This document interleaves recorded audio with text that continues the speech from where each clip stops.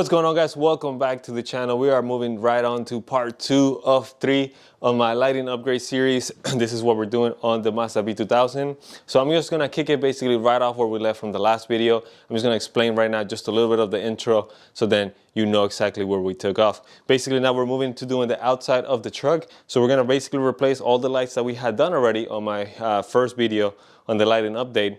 Upgrade. And then we're gonna swap all of those into the new lights. And the first thing with this here is, if I show you here really quick, if we're looking down here through the bottom, you can see some cables right here. Those are the cables that are running from the lights.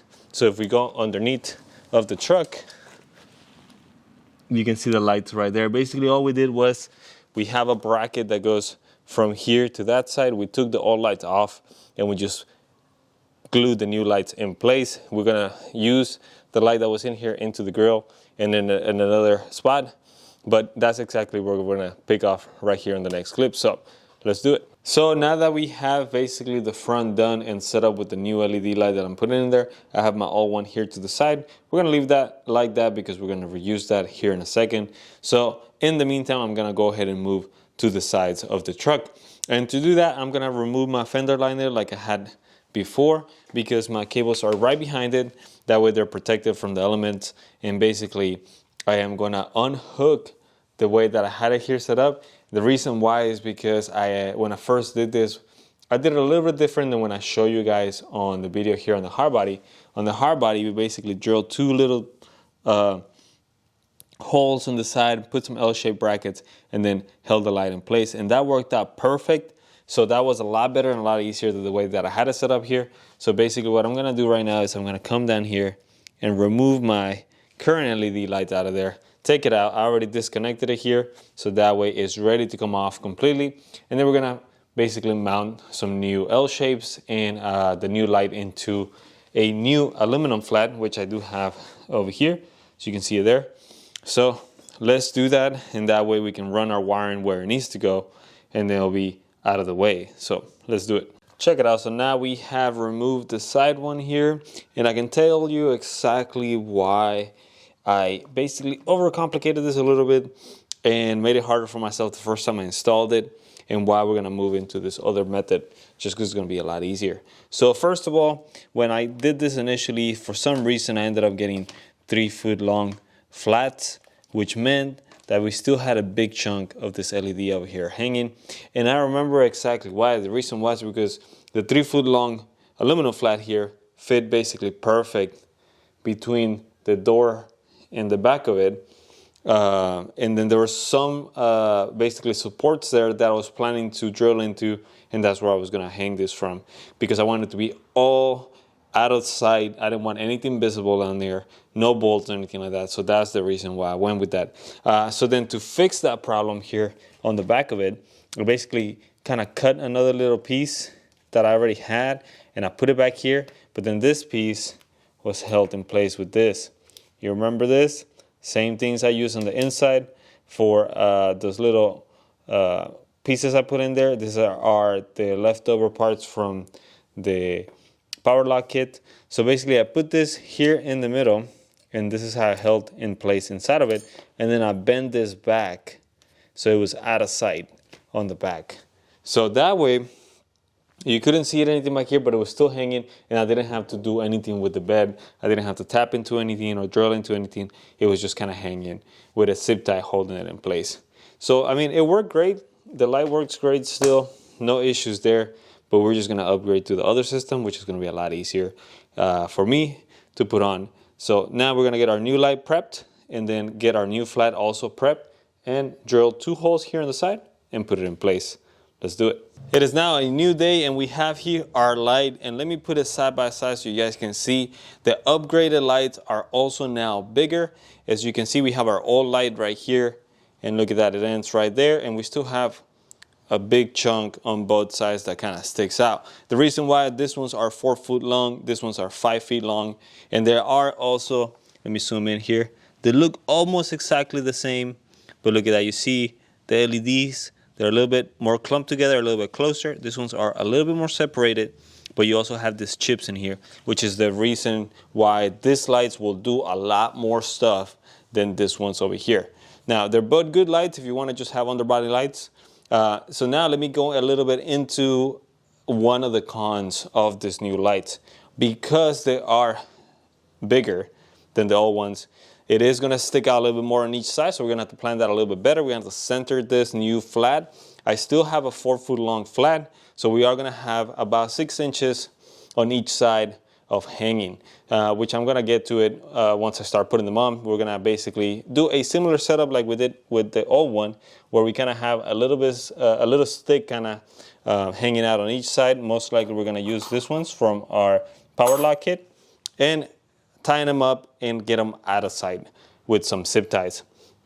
It's worked well for me in the past, so I think that's how I'm going to tackle this issue. But let me get into the con of this new light. One of the big cons of this light is that there are no connections in between the lights. The only connection that you make from power, basically from where you power up the light until anywhere else, is going to be on the rear. The rear, sorry, my hand tripped it up here. The rear does have a connection, and that's for the rear lights. Those come separate, which is nice, but basically your side lights and your front lights are all out of the harness itself. And I know there's a wiring mess here, but let me talk to you basically on this. So this is where the harness begins. This is where your power and ground are going to go. You have this big chunk of cable. That is one thing I'll give to this lights. They do have a lot of cable. So there are a lot of routing options for you here. There's a lot of wire that you can play with depending the location of your power and ground and where you're going to put it. But basically we have our power and ground here. Then it runs into this little box. Here we have the QR code that you'll use to download the app that you're going to use for this light. Then again, more cable. Then we have our splitter here, but again, this does not disconnect. It's all one wire piece together here. And then from here, we have 4 wires that basically split into 2 front and 2 sides. So what is the challenge with this? The challenge is going to be that now, because we have one solid piece of wire basically from the power all the way to the side lights and the front lights, that means you have to basically route this the way it's going to go in the truck from the beginning. You cannot start putting stuff up and then try to route it later, because there's nowhere to disconnect and route it. So the way I'm doing it right now is, you guys already saw me, I already put my front 2, which is fine. I have no issues there. And then we have the front 2 basically coming from down here. Let me see if I can get in here. So it's kind of hard to see, but there you go. You see 2 cables right here. Those 2 cables are the ones that go into the front section, and they are coming along there into this side. Now on this side, let me see if I can zoom in. You see this hole right there? That's where my 2 cables are going into. And we came over here on this side and basically remove our plastic fender liner. Luckily, my plastic fender liners are in great shape. So we removed that out of the way, and we're routing everything, kind of like what you would do if you were doing a wire tug for your engine bay. We are routing everything underneath this fender so it's out of sight. So we have our 2 front lights. They're coming in here. They're running along the side here, and then they're coming out over here, and then they're going to go inside of the truck. That's where this cable is going to go. Now, everything else is going to run off that side towards the side and back. And for my driver's side right now is we're going to run a similar setup like we have with my other light. This little cable is just going to run through the top here, go into that hole, and go into the side and run the other lights over there. So basically the tedious part is just going to be routing all these cables. We are good here. I'm going to route this over here to the front and make that cable go inside of the truck, because we want it to connect to our switch panel that we're putting in. And then once everything is good, our power wire that I'm running to the battery, same deal. We're going to run it over here, and then we're going to have it connect over here. Sorry for the airplane noise, guys. So once it's all done, everything's good, tightened up, we're going to make sure we zip tie any excess wire in there, make sure it's out of the way, make sure it's covered by our fender liner so that way no water is getting in there. And then we're going to put it out of the way, and it's going to be nice and clean. So let's keep going with this, and I'll show you guys how it looks towards the end. All right, guys, so if you haven't noticed on this video, we don't really have sped up clips of us working and putting this together. But I'm curious to know, what do you guys think? You guys like seeing those kind of sped up 10, 15-second clips of us just kind of doing all the work over here and then me coming in here and telling you what's going on? Or do you like this format where I'm just basically cutting to the next session, telling you what I did, what's going on, what's the next step, and keep going like that? I want to hear from you guys. Let me know in the comments what you guys think, which one you like the best. Because our GoPro broke, so that's the reason we don't have those clips right now. But let me know if it makes sense for me to invest in another one if you guys want to see those clips. Let me know in the comments, guys. Thank you. Let's move on to the next one. So we are back now over here, and now that after a couple runs to the hardware store and picking up the stuff that I needed to finish this, I'm going to show you guys how the cable is basically routed. So again, the cable is back here through that hole I showed you into the fender. And then look at all this cable. This is all the excess cable I'm not gonna be using right now. Basically, once we have our side light here hooked up, that's gonna power our rear one, so we have no more cable needed there. And then that's also accounting for all the extra cable that came with the harness. So what we're gonna do with this is we're basically gonna come in here, zip tie it. So there's a, let me see if I can get my hand in here. So that is where we're gonna hook up our cable. That is gonna be behind the fender liner, out of the way, out of the water, and then it's gonna be just zip tied in there, and that's gonna hold it in place, and we're gonna have no issues there. And from there, our cable is gonna run down here into our side, and here we've been prepping the side of the truck ready to put on. So here we have the 4-foot flat, aluminum flat, kind of like I used before on Brian's hard body. And then we have I have already basically done my L shapes. These are 3/4 inch L shapes. That's what you need for this truck. The only downside of the Mazdas is that basically on this lip, as you can see there, we have my new bolt. But on the edge, on both sides, basically you have a lip obviously coming out here to the door.